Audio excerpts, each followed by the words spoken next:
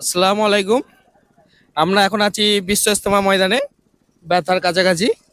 পৈনানের পাশে, এটা দক্ষিণ দিক, এই পূর্ব দিক এটা।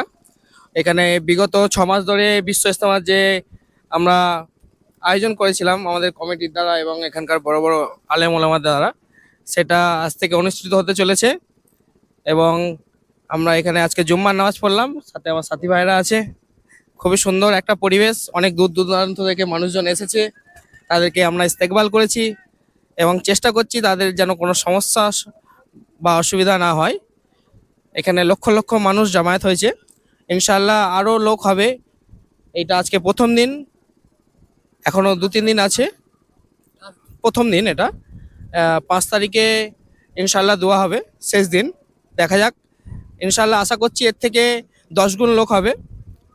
এখানে খাওয়া দাওয়া সমস্ত রকম ব্যবস্থা আছে, ক্যান্টিনের ব্যবস্থা আছে, হালকার আলাগ আলাগ ক্যান্টিন, এবং খুবই সুন্দর ব্যবস্থাপনা, কোনো অসুবিধা হবে না। আপনারা আসুন। আর এখানকার যে মানুষ আছে তারাও খুব সহযোগিতা করছে আমাদের জন্য, এবং যারা দূর দূরান্ত থেকে আসছে তাদের জন্য অনেক সহযোগিতা করছে।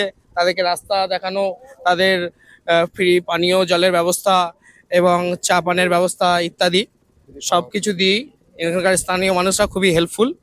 তাদেরকে অসংখ্য অসংখ্য ধন্যবাদ।